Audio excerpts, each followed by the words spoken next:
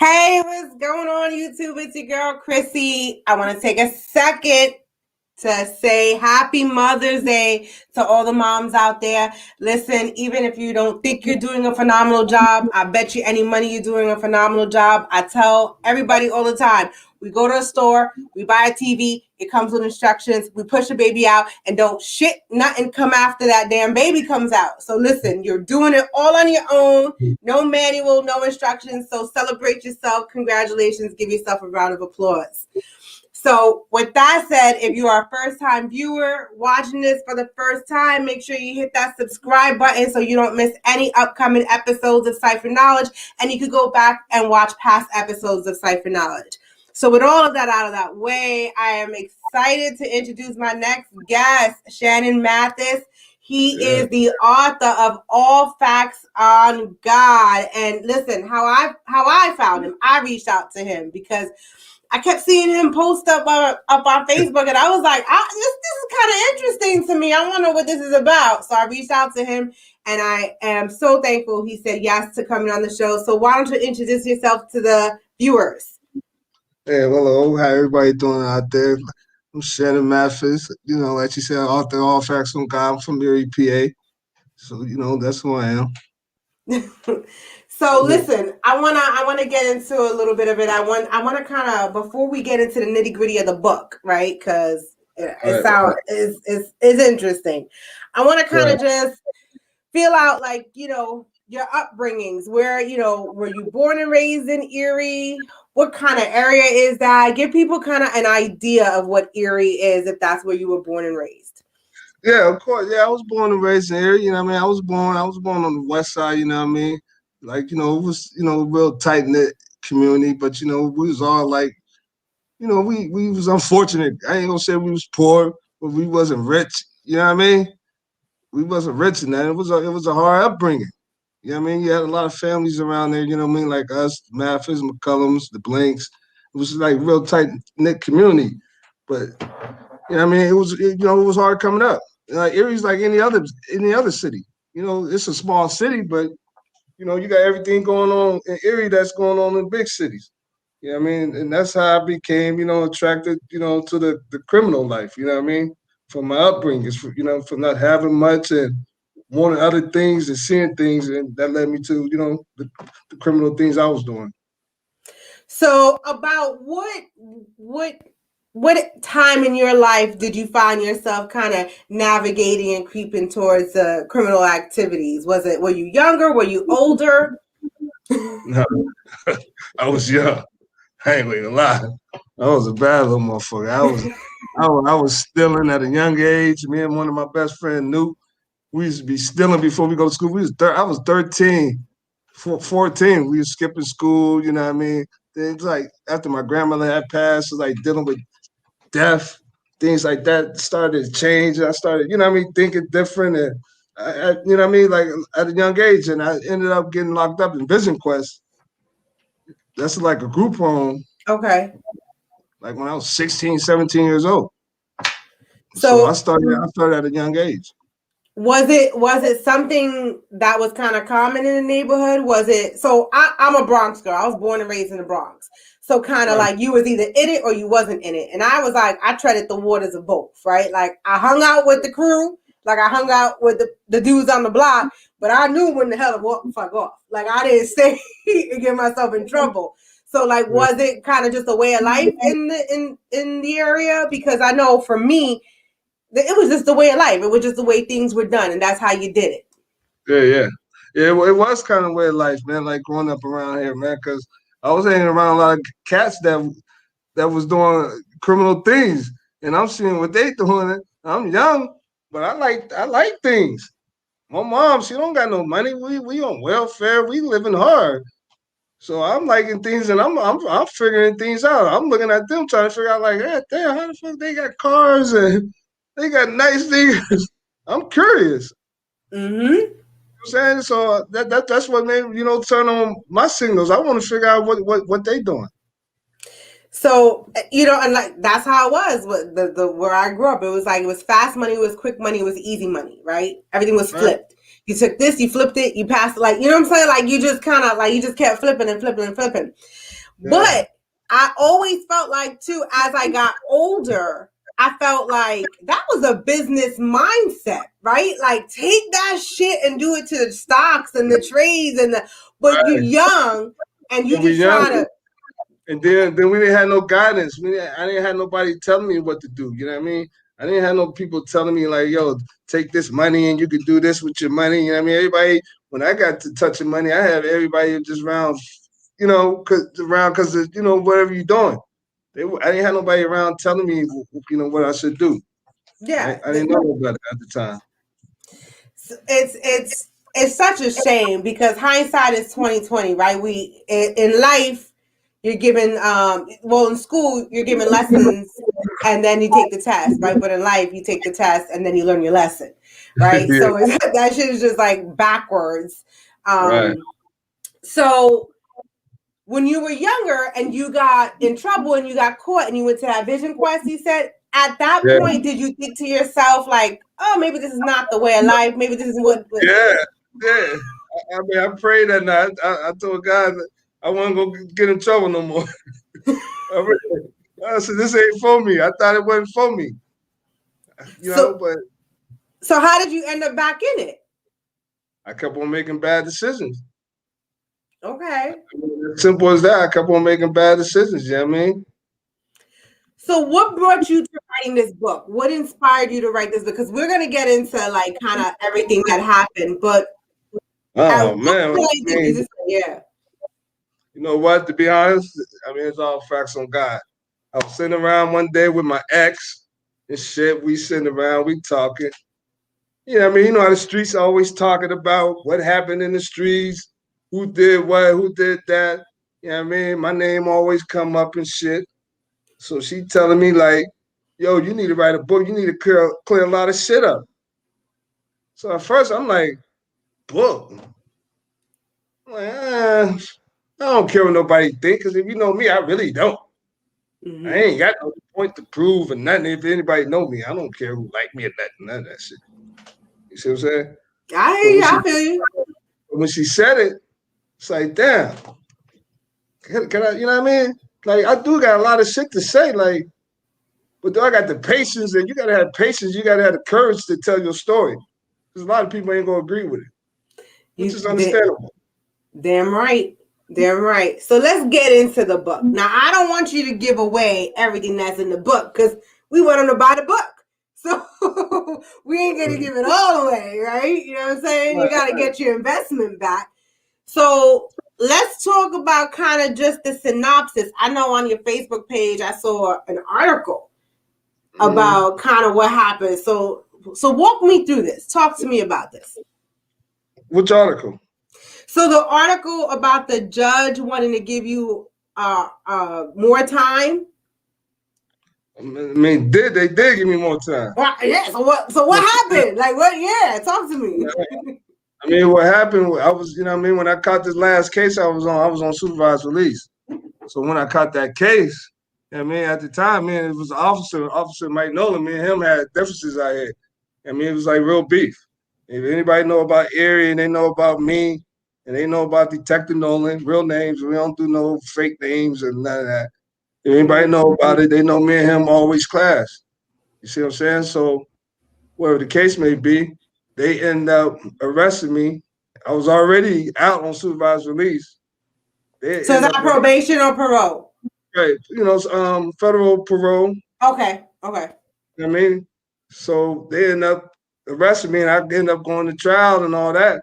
But they enhanced me. They took, I went to trial. A lot of guys, took the stand on me. And, my shit got enhanced. So, you know what I mean? Like I said, the judge, they threw the book at me.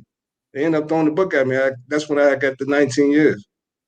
Jeez. So you did the whole 19 years in Fed? No, I did first time I did 5. Okay. I was out. I did 5, I got out. I was out a year and caught another federal case. Then I went back and got 19. So who are these people who were talking against you? Like how? Like I mean, it's that's what the book about. It's just about real shit. It's about the streets. It's even about the shit I did. I was in the street. Listen, God, I know the street life. Like I wasn't in the Right, street, but I know the street life. right, Like my baby daddy. But we won't even go there right, because he's fed right now. But whatever, we won't go right. there. But like what I'm trying to get. So like, where does the book begin? The book began from my childhood. Okay. I mean, So it began give me little snippets. Like give me little snippets. I Don't mean, give me the whole. I just walk you all through. I started from my childhood, you know what I mean, how my childhood was, why my thought frame started to change, how I started dealing with death, how I watched my grandmother die. You see what I'm saying? This book Mm-hmm. ain't just everybody think this is a book talking about the street, but it's really about my whole story. Okay. So, are It's there just, any particular moments in that book that you want to share with the viewers? I mean, I mean, right now, We trying to sell a book here. Yes. right now, Yes. I mean, yeah, I mean, I could come, I could share a story right now. Yeah, let's come on. That's what we're here. We're here to talk about it. All right. Well, since that's the case, I'm gonna take you on a day. It's it's it's August 2006. It's August 2006. I just got home. I just been out the fair. I got out the fairs 2005 the first time. I've been home a year. Okay. I just got married. You know, I got married. Fell into some little love shit, quick shit. I mean, real shit. I get married, whatever. So on this day, it's August. I'm going to meet my dad. My dad up here from Florida. I ain't seen my dad in like 10 years because I've been locked up. That freeze up. I think we're having a little technical difficulty, but he'll come back in. So I want to kind of just get, some of that information and kind of find out, like I want to dig into this. I want to find out what exactly, why does someone who did a year in Fed come home and then end up back in there? Like, what are we like? This recidivism rate is actually really high, and it surprises me, and it's really high amongst Black males. And what if for anybody who's watching who doesn't know what recidivism is, recidivism is an offender who continues to reoffend, right, and then ends up continuing to be reincarcerated. So our goal has always been to reduce that rate. So jail has always supposed to been about rehabilitation, right? You commit a crime, you go to jail, you get rehabilitated, you come home, and you're never supposed to do a crime again. Unfortunately, a lot of people think, or we're so told, that's the process of incarceration. We're giving people time to go in there and think about their crimes and make changes and provide them the tools and the resources to make those changes while they're incarcerated. Unfortunately, that is not always the case, and we got Shannon back. So let's Okay. see. Let's see. All right, good. Okay. All Okay, right. so I was just talking to them about recidivism and explaining what that was while we were waiting for you to come back in. So now that you are back, let's go ahead and finish. So your dad came up from Florida. Oh, okay. You got me right there. Yeah, my dad. My dad came up from Florida. So I was driving the Yukon. So when I was driving the Yukon to get over to my dad's house, I ride past the jump out boys. They was in a black truck. These are the old guys that used to mess with me back in the day, the police. So when I ride past them, I don't think they noticed me. Cause when I get out this time, I got dreads and I got some, some stunner shades on. So when I ride by them, I look, they see me and I see them. And I tell my wife, I'm like, damn. I said, man, them boys that used to jump out on me. And she said, I'm thinking like they ain't thinking nothing about me at this time. Like, I mean, I've been going like 5 years or whatever. So boom, we get down to my people's house.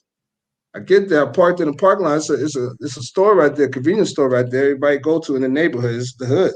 It's the hood. It's 24th and Parade. So, you know what I mean? I pulled up in the parking lot, park, I gets out, I goes up on the porch, you know what I mean? Think I'm about to have a good day.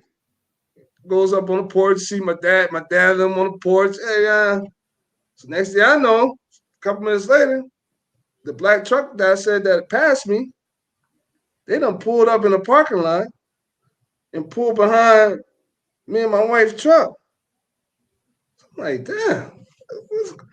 I'm thinking they doing all this because at the time my license suspended. So I'm thinking they, go fuck with me because my license suspended. Mm-hmm. So the cop pull up behind my truck. He gets out. He get to going in the truck because it's August. The windows down, it's hot out. He going in the truck. So I'm like, what the fuck's wrong? What are he doing? My wife's like, chill. I'm gonna go over there and see what he doing and whatever. So she's like, just stay off the porch because really they want me to come off the porch. Mm-hmm. So she walked over there, like, can I help you? You know what I mean? She like, can I help you? Why is you searching the vehicle or whatever? So he's like, well, I seen Shannon in here. Shannon's a known drug dealer and all this and that. Like, what the heck is going on? Next thing I know, make long so he ended up choking my wife. No. What? No, this is real. I mean, this is real. He ended up choking my wife. So now I got to come off the porch. Now I got to. Wait, I'm confused. So what's his reason? What? Listen, I don't know. She went over there asking why he's searching the vehicle. Can he stop searching the vehicle? Next thing I know, he got her hemmed up. Mind you, she only like 5'3", 135, 140 at the time. So now, being a man, I got to come off the porch. So now I come off the porch, come over there like, yo, hold up. Yo, what is you doing, man? They say, I know. They throw me on the ground, pull my hair, and say, yo, you back out here with this bull crap. You know what I mean? And took me and my wife to jail. That's when I know, like, this, like, it was serious out here. Like, police brutality, everything going on out here. So anything and everything that happened was going to be your fault, basically. Right. So they were just looking for Shannon, and that was going to be the end of that. So whenever they saw you, you was going to get hemmed up. I get hemmed up. If you want to get out of jail free, you can tell on me. It was, I'm just keeping it real. I talk about the things I did in my book is real. I mean, everything I talk about is all facts on God. I don't care if it's about the police. They ain't taking no shots at nobody. I'm just telling my story. No, I feel you. Listen, I say it all the time. I say that I'm getting some feedback. I don't know if you got a volume up over on that end. But I tell people all the time, police are human beings. They're not infallible, right? So you can get somebody who just ends up despising you, and it's like a dog got a bone, right? They're not going to let go. They're going to keep on. And then they know who the players in the street are. They know who's who. Have you ever been a victim of where they planted stuff on you or fabricated or any of that? What? Fabricated? The government, that's all the government do is fabricate. Of course I was a part of it. Jesus. Of course. So how do you fight that? Did you end up getting, was your counsel paid counsel, or did you end up having to get public aid? I have public paid. They all crooked. Well, they kind of work hand in hand, right? Man, listen, man. At the end of the day, if the feds want you, I was in prison with a lot of rich. I was in there with a lot of rich boys. I was locked up with a lot of people with money that couldn't get out. Yeah, listen. I mean, like you're right. When they want to get you, they're gonna get you, no matter how much money you got. Yeah. So that right there don't mean nothing. So let's talk a little bit about life on the inside, right? Because not everybody's experienced that. Right. When you knew that you was when you got sentenced to your 19 years, what was your first thought? Well, first I was like, man, get the streets out your mind. Everybody gone. Everybody always talk this real shit. Everybody real and all that. Man, listen, don't fall for that. You know what I mean? I had to get that out of my mind. I had to accept it. First thing you got to do, accept it. In my mind, I got to accept it. No matter what, I'm not going home. You could cry. You could do whatever you want. They're not going to open them doors to that time there. That's crazy. That's a long time. And you did the entire 19, like on that last. I did 13 out the 19. You did 13 out the 19. Was your time reduced? For the drugs. for the drugs. That's why when they got that drug law that passed in 2000, Okay. whatever year. Okay. So So how they took 4 was years. They took 4 years off. So they took 4 years. It took me down to 15 years or something. And I did the drug program. I had to do the drug program to get a year out. Fed. Yeah, I had to yeah, and work the then your system. good time. I don't know if Fed works the Yeah, same way as state, but state has good time, and then you got your yeah. CR Fed got date. that time. Yeah, I had to Okay. work the system. You know what I mean? Yeah, yeah. So how was like what so you got and I know you already had digit time, right? Did time before. But now this was a longer run, right? It's a longer stint, so you got a different mindset. So you get in there and what's your first like if for someone who's going in, like what's the first rule of thumb? I mean, when I first went in, man, it was like crazy because it's like I couldn't believe it because when they said 231 months, I can't even count that shit. What the fuck? What the fuck is 231? That's They do it 19 by years months. and 3 months. You know Wow. what I mean? So, but when I finally get there, man, I just had to get in the routine. I just had to like, I wasn't about to let it defeat me because you can see a lot of people going in, people lose their mind with less time than that. Oh yeah. Oh I mean, yeah. there's a lot going on in the federal penitentiary. You know what I mean? Have you ever done state time? Yeah, but not like fair. All my time been federal, basically. I just kind of wanted to see what the difference was between Fed I time and did. state See, time. you know what the difference is to me? I mean, everybody got a different opinion, but the difference for me is in the feds, you different. You dealing with a lot of different mindsets because you got to understand you got people from everywhere. That's right. Different states, right? Right, different states, different countries. Shit, different countries? Yeah, it's the feds. I mean, you around Yeah, everybody. you right. That's right. You right. I didn't even think about that shit. You Right, see? and then it's more like everything's run by a car. Like, where you from? You got the New York dudes, you got the DC dudes, you got the Baltimore dudes, you got the Bloods, you got the Crips, you got the Pittsburgh dude. You know what I mean? Like, who you got to pick? It's like if something happened, even though you might be trying to go home with some, but if something happened with the Spanish and the blacks, we in it. They ain't no, you ain't got nothing to do with it. No, get Yeah. your knife and get ready. Jesus. So, and there's not too many Fed prisons, right? I think what is there? Is there only like What? five? And how many Fed prisons are there? They're not. There's not as many Where? as states, obviously. What? Man, All you know over. how How many? many Feds?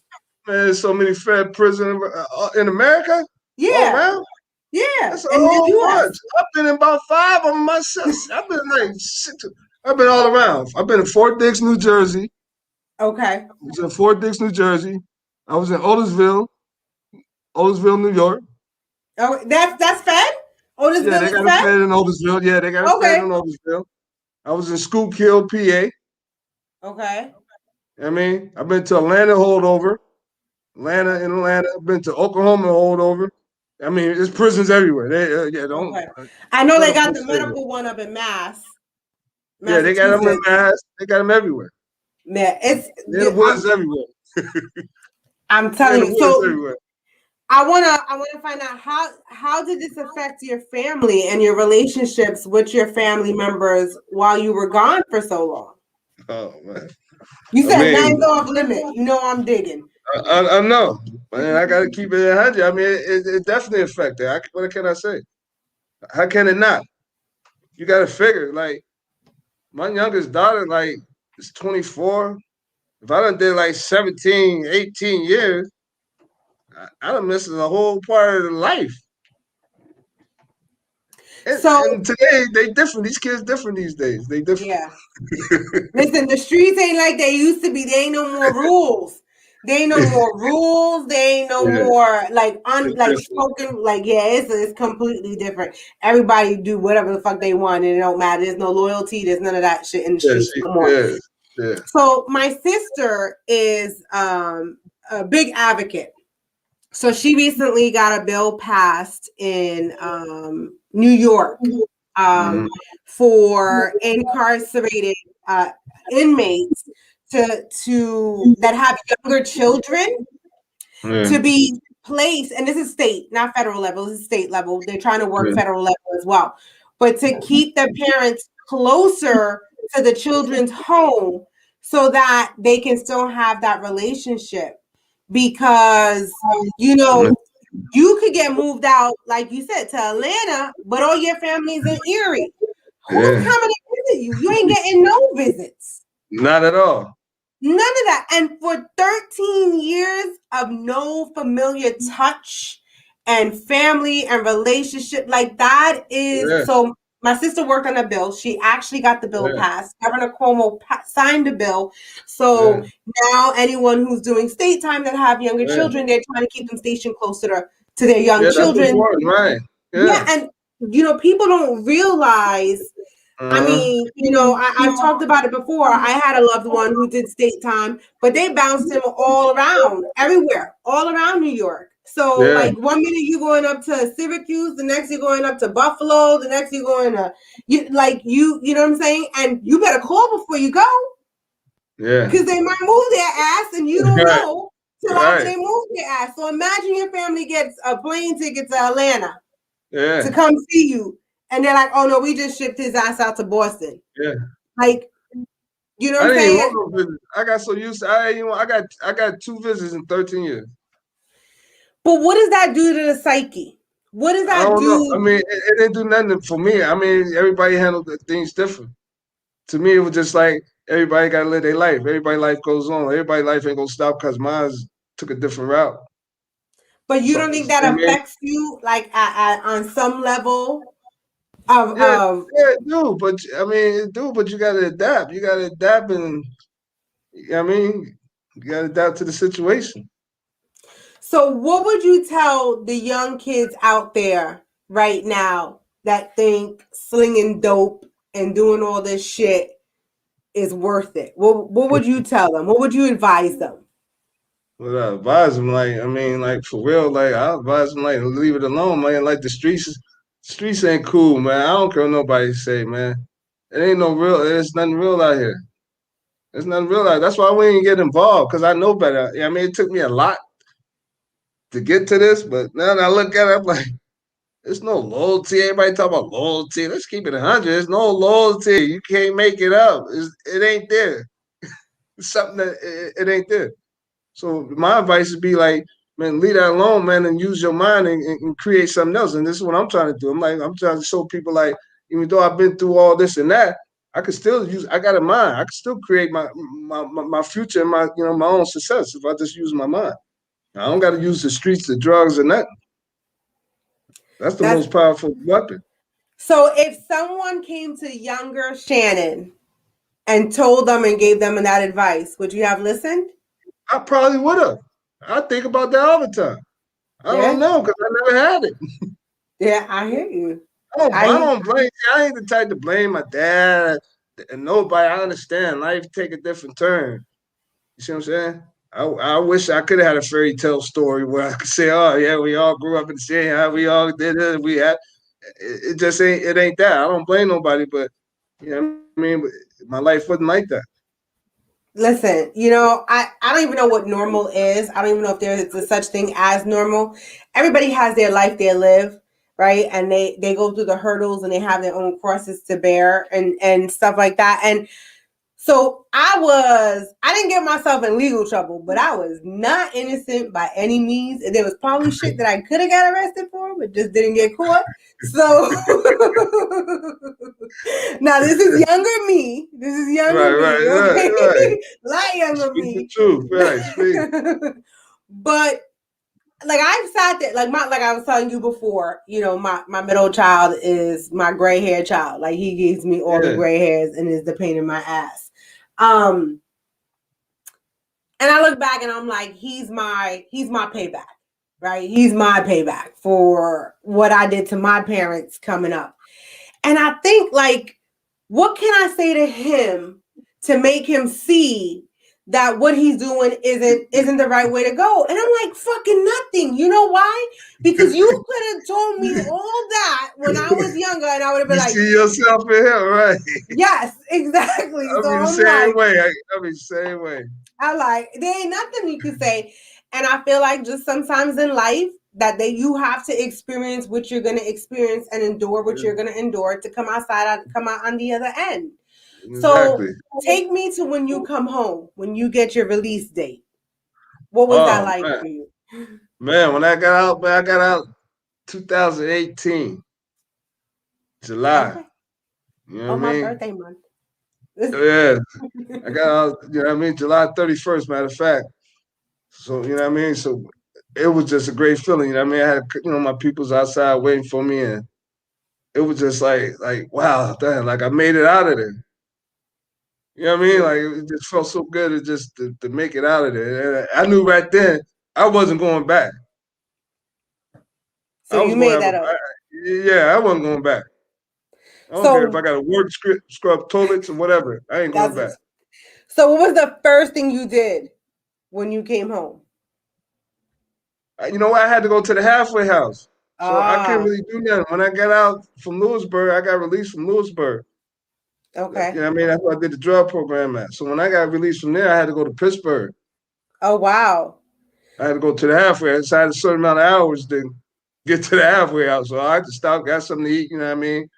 You know what I mean? With, a couple of my kids and, at that time, I didn't want to break no law. I'm scared to break law.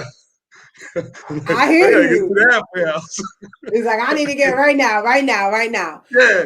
So that fear, right? Of or and I don't, I don't mean fear as in a like a crippling way, but that mindset of listen, I'm not trying to go back. I'm not trying to do this shit Yeah. again, right? How long did that sit with you? Like, does it still sit with you? It's what? What is it? 3 years later, right? 3 years. You've been home Almost 3 years, 3 years. almost three I'm years, going on 3 years. 3 years. So at what point or do you still carry that heavy load with you in your mind? Like, I'm not like I need to do this, I need to do that, or are you a little bit looser? Have you loosened up a little? Yeah, I loosened up a lot because for one, I ain't breaking the law. Okay, So you I know ain't got what? yeah, I sleep good at night. I ain't gotta worry about the feds. I'm on federal paper right now. Like I told them, what I'm doing wrong. I ain't doing nothing but writing a book, tell about story. So you see what I'm saying? No, I'm yeah, on federal absolutely. paper. I'm on federal paper as we speak. Okay, I'm not worried so about nothing because I ain't breaking the law. I'm not doing nothing wrong. for some of the viewers who don't know what on federal paper means, what does that mean for the viewers? That means that I'm still under their supervise. Okay, I know what that means. You know what Yeah, that they means, probably but looking at it not right now. everybody They knows what probably that watching the means. video. They probably Right? watching the video with us. I'm gonna find out. I'm gonna have a couple of knocks on my door, like Miss You know Cipher. what I mean? But like I said, I feel comfortable because, like I said, I don't feel. I'm not doing nothing wrong. Okay, Everybody, I mean, you got a right to write a book.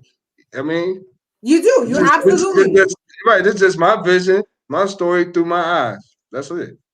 No, listen, I appreciate you telling the story. Not everybody's brave enough to tell their story. Not All right, everybody. Some people feel like no, either embarrassed or ashamed, or right. and they feel like they're going to be retaliated against for writing the book. So I thank you for putting your thoughts and your experience on paper for everybody else to read. Now I Mm-hmm. kind of want to get to this, which is you're going to have a book release party on May 13th over at the Grand Central Right. Event, Erie, PA. No Yes. ticket, no entry. So how does someone get a Exactly. ticket? Say that again. How does someone get a ticket? Oh, I mean, they can contact me or they can contact my man Dre Jenkins. You know what I mean? Dre Jenkins is a comedian. He's an up and coming comedian from Erie. You know what I mean? He done been on the car, with some big people. So, he's part of the project. So, you get tickets from him or me, my son. They know how to get them around here if they want them. They better get them because if they don't, I don't want to hear 'em when they come to the door. Yeah, I mean, Talking about, I ain't got my ticket. So there's yeah, no sale of tickets at the door. You've got to I buy gave them them enough before you get to time. the door. All Yeah, right. All right. that's So it. when's the last day they can buy the tickets? Wednesday, this Wednesday. Okay, so this Wednesday, that's the That's the 13th. 12th. So the No, that's 12th. the Okay, the 12th. 12th. So the 12th is the last day you could buy these tickets. So make sure you go Right, cop your tickets. And then you know what you could get at this book release party, right? You could right. purchase the book. First gets a book. We got food, you know what I mean? Free lobster, free shrimp. You know what I mean? From one of the best cooks in town, you know what I mean? Tasha Cooks. So, it's going to be a nice event. It's going to be real nice. You know what I mean? Something real nice and elegant. Are you going to be autographing the books? Of course. I'm being interacting. I got to. That's the only way I can do it. So you said you got some entertainment. You got a comedian coming in. You got Yeah, other entertainment. yeah. It's a big. I got somebody because we started our own. Me and my man partnered up. We started our own publishing company, XCOM Publishing Company. So I got other writers that's coming up under me. So I'll be introducing somebody at my party. Next up, that's writing a book that's gonna be released up under You XCOM can talk Publishing. about that here too. I'm all about promoing. Like, come Yeah, on, I promo know. I yourself. saving him for the party, man. I'm saying, Okay, all right, gotta say so. All right. I yeah, don't get the exclusive. It's okay, but I got the first interview, right? Yeah. right, All no doubt, right, I'll live no with that doubt, one then. no doubt. I'll take that. So listen, make sure you reach out to Shannon. You can find him on Facebook if you're in the Erie, Pennsylvania Yeah, area and you want to go to the event. Just look up Shannon Mathis on Facebook. You'll find him, connect with him, send him a message, and purchase your tickets from him. So exactly. yeah, go ahead. You wanted to add anything else? No, I just Oh. want to say, I thank everybody for the support, man. I've been getting a lot of good support, man. People been supporting, people buying the tickets, people ready for the book. So I'm just really anxious and happy that that I'm getting the support that I'm getting, and I appreciate it. No, listen, I'm telling you, that is we spoke when we did our pre-interview, and I told you that support is the hardest thing to get from the people you think that you would get it the Yeah, most. And it's usually outside people that are like, hey, yeah, you know how it come go. be on my show. Yeah, Let's talk about this. yeah. So how long are you on paper? You know what? I had 5 when I got out. We're gonna have to talk about that soon. I'm about to petition the court. It's time to let me go. Yeah, What else y'all want from me? I ain't doing nothing. I ain't break. Y'all ain't send me back to no prison. I ain't doing nothing. Let exactly. me go. I'm starting my own career. Like I said, I'm starting my own career. I'm doing the right thing. I want to travel. I want to. I don't want to have to go ask. Can I go out of town? Yep. Yeah, I hear you. Can I do this shit? I gotta get permission. I know. I trust me. I know everything you talking about Yeah. firsthand. Yeah, So my plan is, if they looking in, I'm about to ask, let me off paper. yeah. So I know I state got like 2 years left though. I got like two to years left.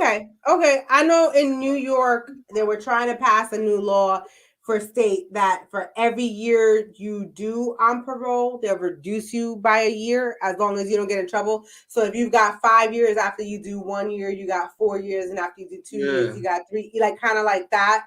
Like so kind of it trickles down. And I know they were looking at doing something like that. But yeah. so you got out before COVID. So I'm lucky.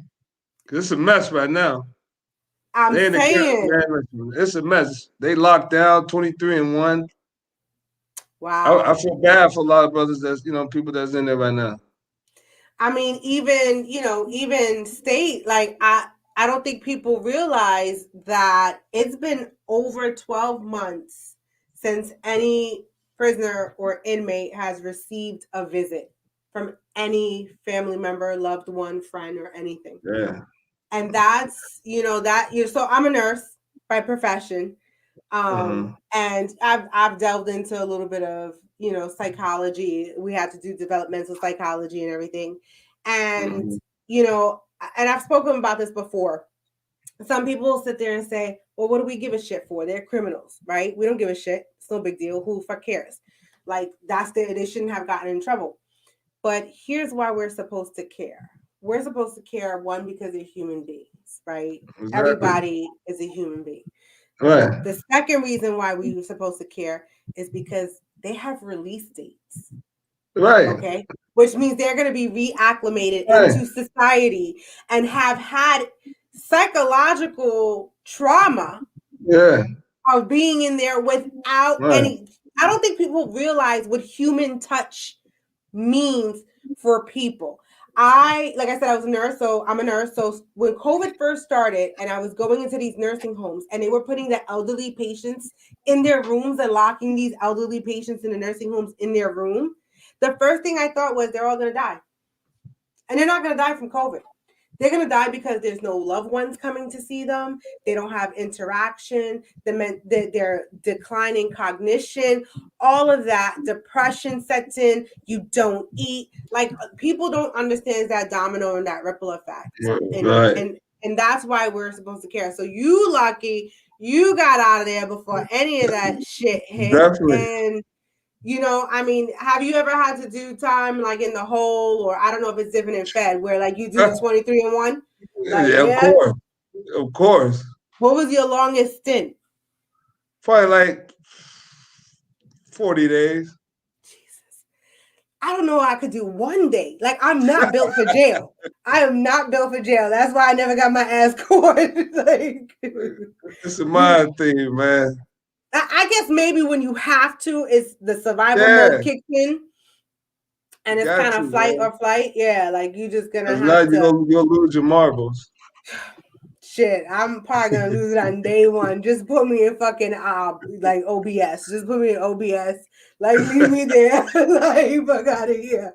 Like for anyone who doesn't know what OBS is, observation your psych if you're in the mental health section of the facility. So but listen, it was great. Is there anything you want to provide us about the book before we start wrapping up?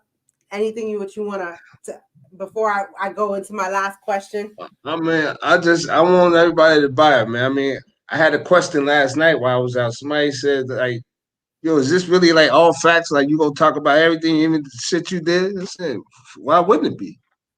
That's what's called all facts on God. If I don't talk about what I did, then it's fraud. And I ain't doing no fraud. I mean, it's Because just me telling my story.